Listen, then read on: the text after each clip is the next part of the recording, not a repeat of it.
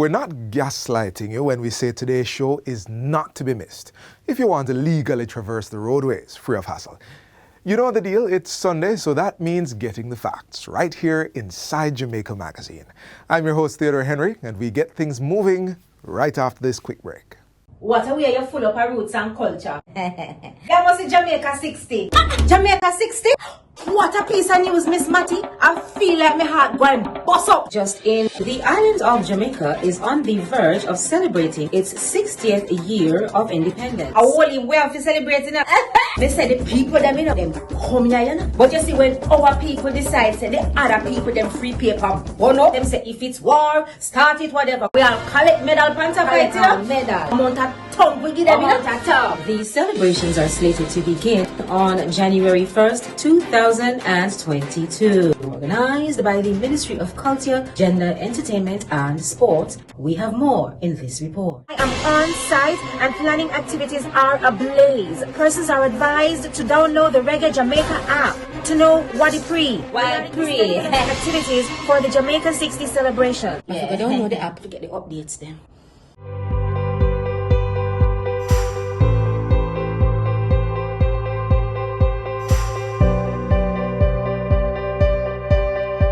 Jamaica's COVID-19 vaccination plan is still in effect. If you wish to make an appointment, please do so online by visiting moh.gov.jm or by calling 888-663-5683. Vaccination still a keep. Go get your jab today.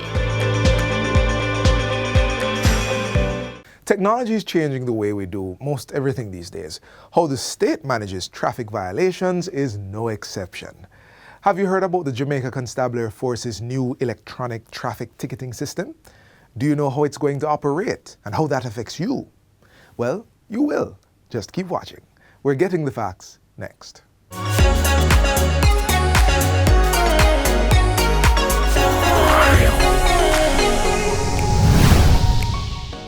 Welcome to Get the Facts, the program that provides you with information on government's policies and initiatives. I'm Vanessa Silvera. Now, the pilot phase of the electronic traffic ticket system is now in operation, and it is proving to be very effective. It's also a welcomed move by members of the police force.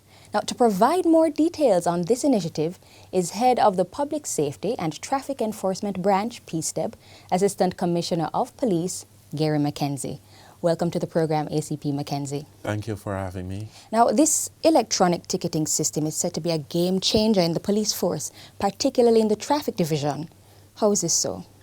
Well, it is definitely so in a number of ways. In fact, what it aims to do is for us to be more efficient in terms of how we serve the public. So, first up, we will make less mistakes. One of the issues with using paper-based traffic ticket is that the officer has to write.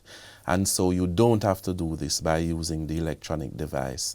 It is pre-populated with certain information. And so if, for example, your driver's license number is inputted, then everything else about the driver comes up. Also, if you input the information in terms of the registration plate, then other information around the vehicle also comes up. So the police officer is able to issue a traffic ticket much faster. The device also comes with a printer, so the ticket is also printed at the same time. And of course, if the person chooses the option to pay a ticket just after the ticket has been issued, then they can go ahead and pay it because... Right then and there. Right then and there. Right. Right, not to the officer, but online, that is. Right.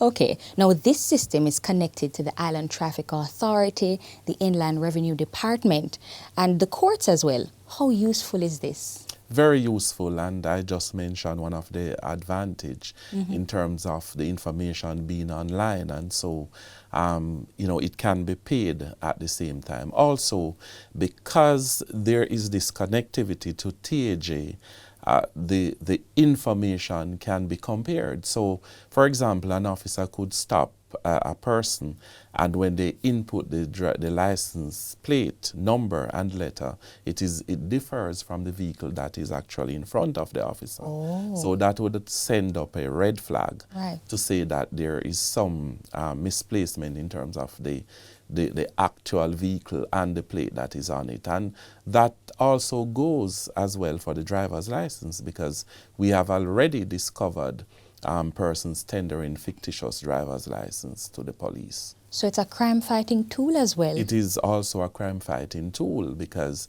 you can gather information. You are also able to see how much outstanding traffic tickets that the person actually have. So it's really a very good tool. It is. Now, let me ask, what kind of information shows up when the motorist's information is entered into the system?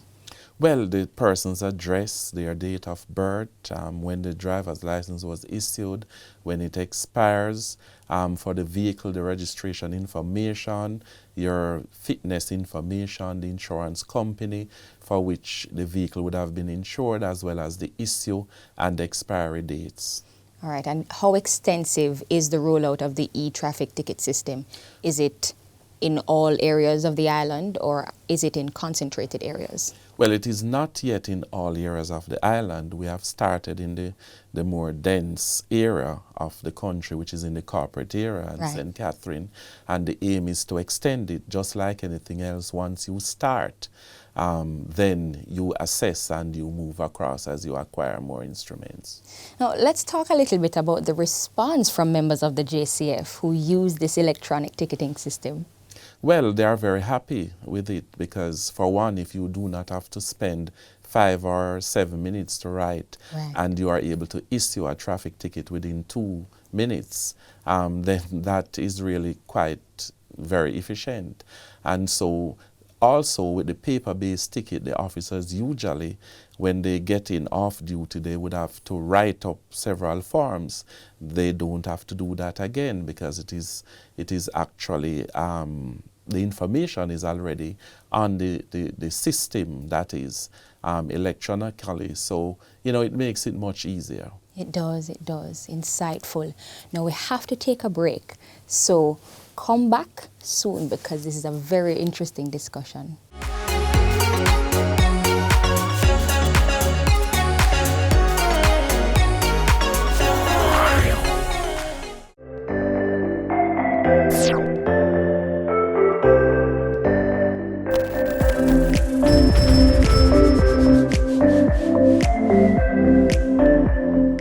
It's absolutely critical that we receive the vaccines. You will see hospitalizations and indeed deaths likely come down. And so there is a lot of value to be gained by getting as many vulnerables on board as possible. So tell your mothers, tell your aunts, listen out for yourselves if you're over 60, and take the vax, because the vax is what will help you to guard against the COVID virus, and indeed help your relatives, your friends, those who you come in contact with, for the same benefit.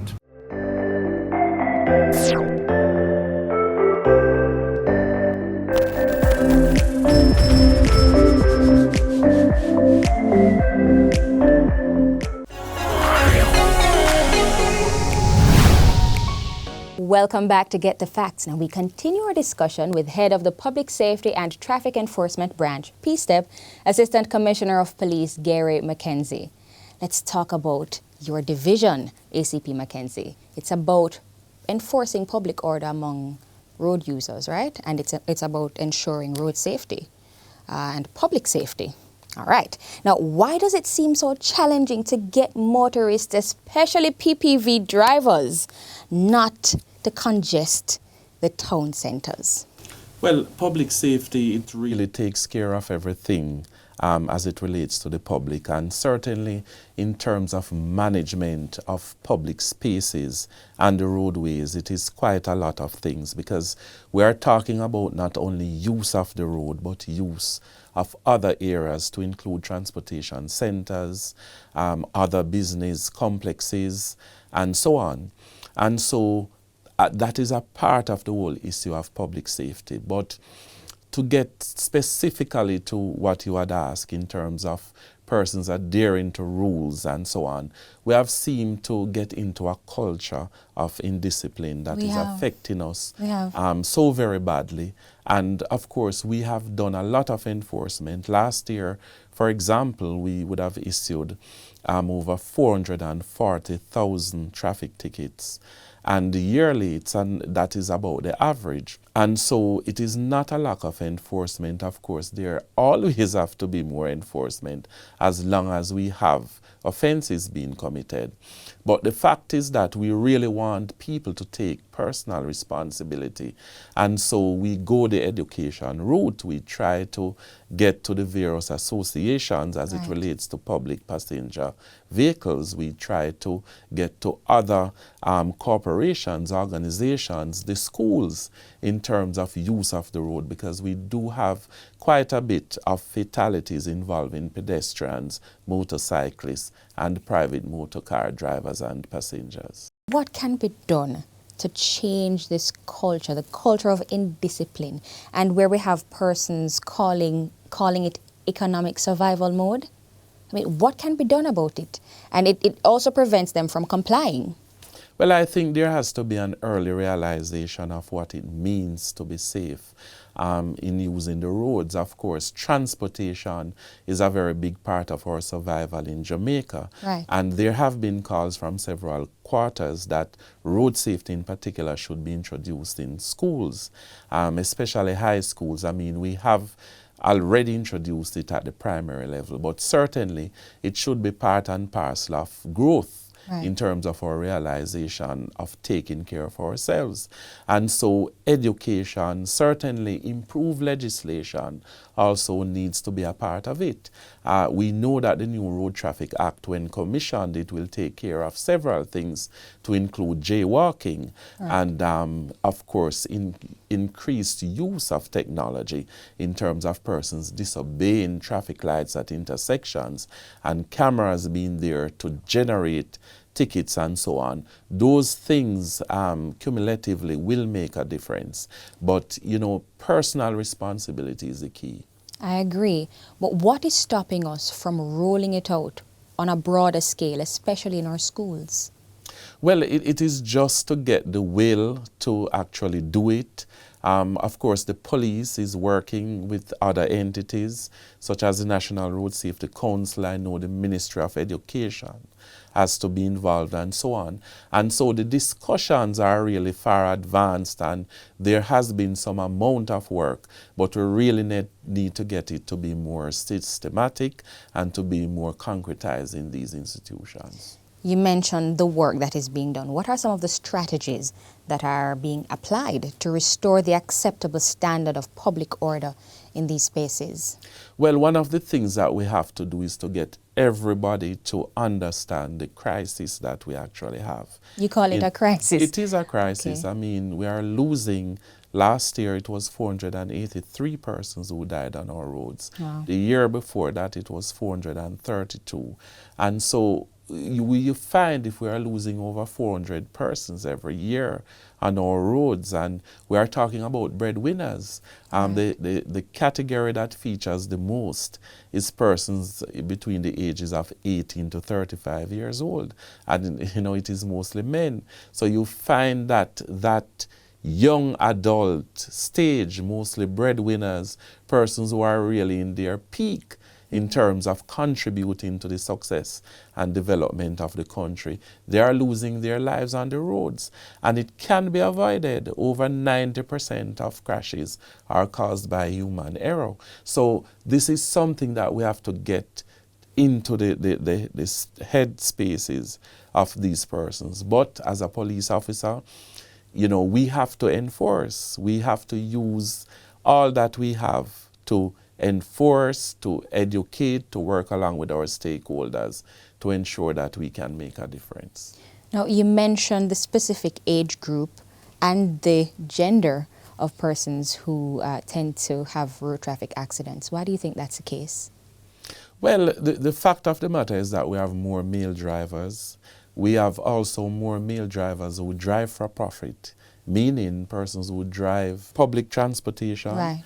And also commercial vehicles. And if you look at motorcyclists, 163 motorcyclists died last year, mostly men. So we find that this category, you know, persons who drive for profit, males features heavily, and so they really take a little more chance as well.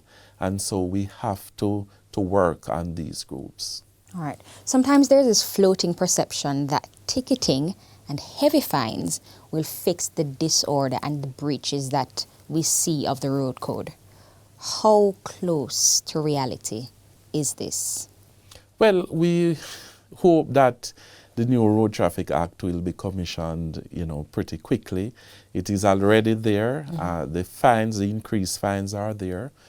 But I would like to say that in addition to that, the circle of enforcement needs to be closed. What I mean by that is that there are numerous persons who have been issued with traffic tickets that have accumulated demerit points over 10, 14, and they are still driving without their licenses being suspended. So that aspect of it we also need to close. Right. Because when a person accumulates 10 to 14 points, then their driver's license should be suspended for 6 months or a year.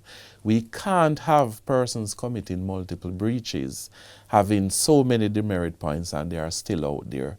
Because what will happen, you keep prosecuting them over and over, and they are not learning, it is not serving as a deterrent so that we can have behavior change. But the e-traffic ticket system is going to be part of the solution, isn't it? Definitely so, Yes. because that accumulation of points that we just spoke about, that will be on the system as well. And we will be able to use the system to generate those suspension notices and so on.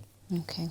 Finally, ACP McKenzie, how do we get it right? You're out there every day, you are seeing the issues, you're seeing the problems. How do we get it right? Well, we have to continue to work on all the systems that we just spoke about. We have to continue to improve technology in terms of how we enforce, in terms of how we educate. We have to incrementally improve our legislation. Right. We have to deal with our road environment as well, more marks, more signs. We have to be able to identify those areas that we have vulnerabilities. And I believe that all those things coming together will make a difference. Insightful, and all of these are going to come together to make our nation's roads safer for use by pedestrians as well as motorists. Definitely. Thank you so very much, ACP McKenzie, for coming and sharing with us. This has been Get the Facts. Our guest was head of the Public Safety and Traffic Enforcement Branch, PSTEP, Assistant Commissioner of Police, Gary McKenzie. Thank you for watching, and until next time, I am Vanessa Silvera. Take care.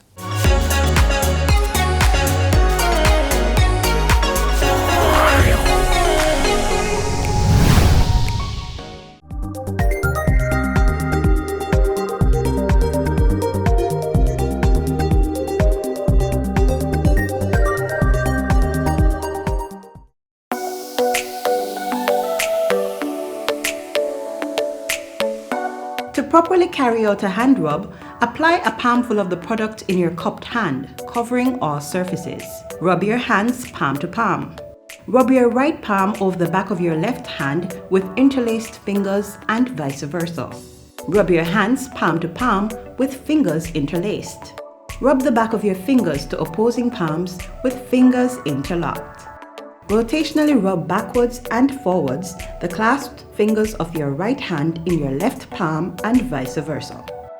Once your hands are dry, they are now safe.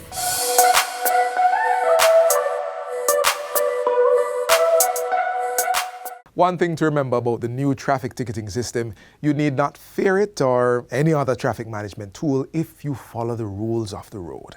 Rule number 1, don't get behind the wheel of a car if you can't drive. You'd be surprised. Rule number 2, don't take that car on the road if you're not licensed to do so. Let's examine step 1 to securing rule number 2. We're giving you all the deets on how to secure your provisional driver's license. Here goes.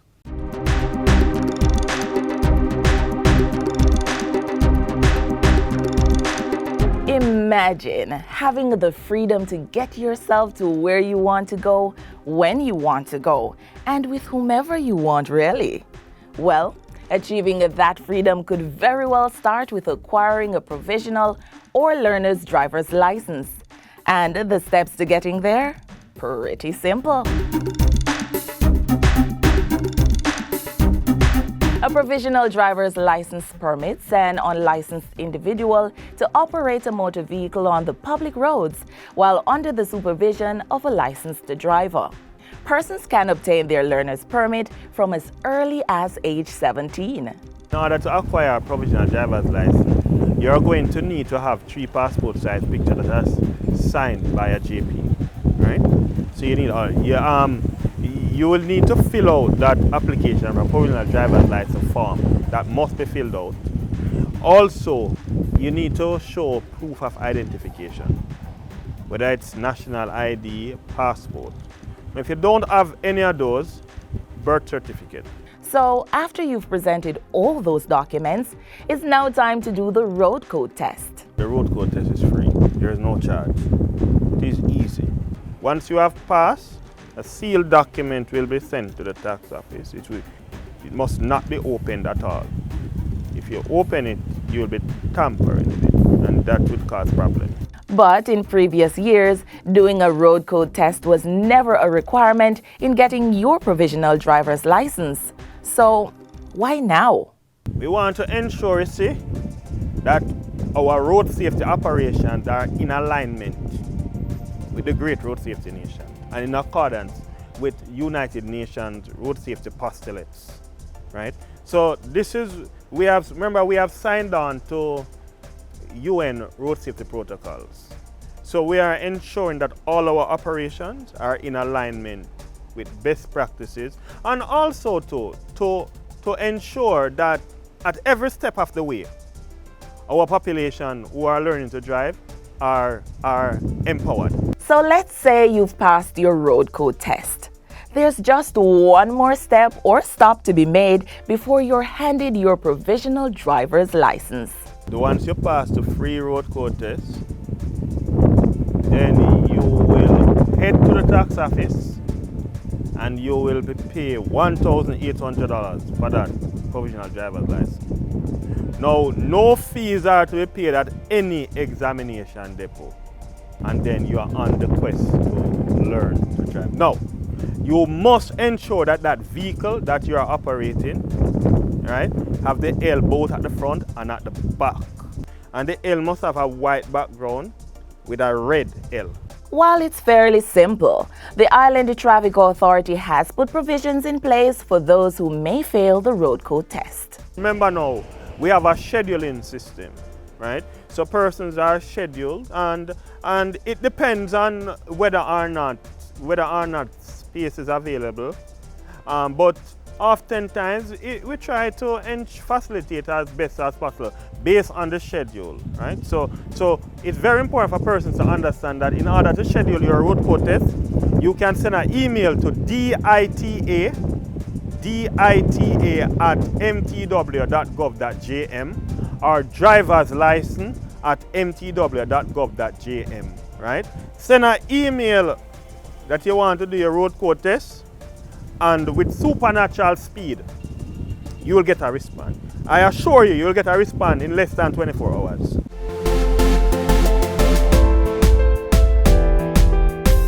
For example, you have a driver's license to operate a motor car, and you want to operate a truck, right? Learn to drive a truck. You do not need to come and get a provisional driver's license. Go back to the process again. Since you already have a driver's license to operate a car, what you need to do now, put the L on the truck, the front and the back. So your driver's license now serves as a provisional driver's license, right? So because you'd have already gone through that step already.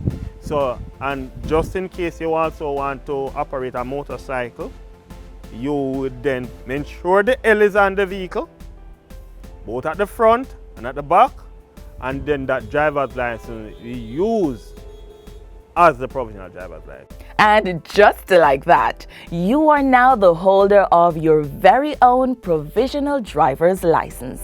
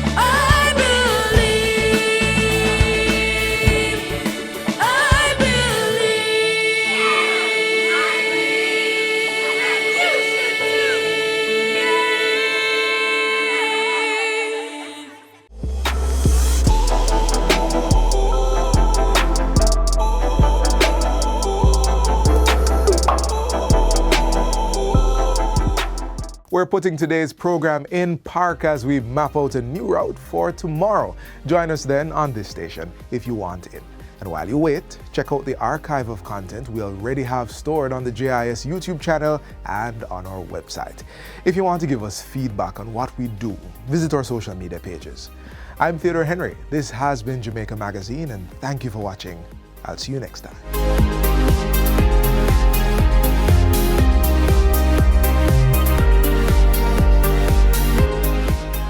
This has been a production of the Jamaica Information Service, the voice of Jamaica.